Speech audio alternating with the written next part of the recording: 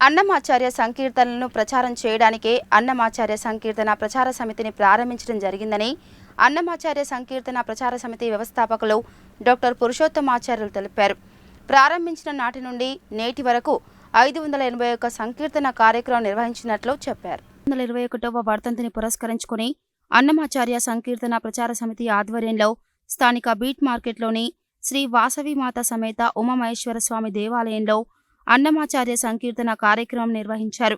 ఈ కార్యక్రమంలో ఎన్సి స్వాతి అన్నమాచార్య కీర్తనలు ఆలపించగా కీబోర్డు సహకారం లక్ష్మీనారాయణరావు, తబలా సహకారం జయప్రకాష్, రిథమ్స్ సహకారం భిక్షం అందించగా వ్యాఖ్యాతగా డాక్టర్ మల్లికార్జునాచారి వ్యవహరించారు.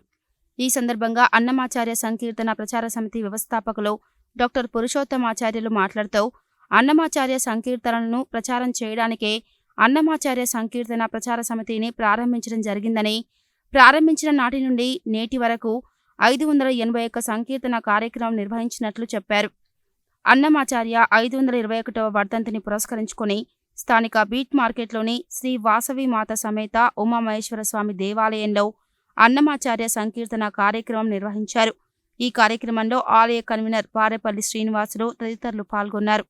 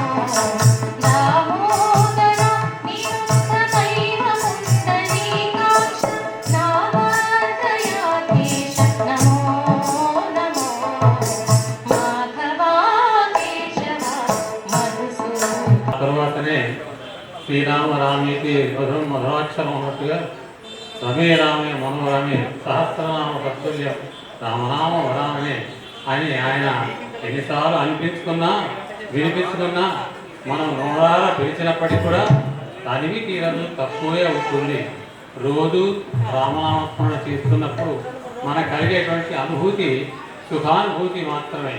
మన సమస్యలన్నీ కూడా మర్చిపోతాం.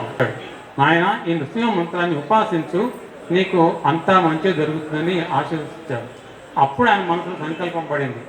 ఈ నృసింహ మంత్రంలో ఉన్నటువంటి 32 అక్షరాల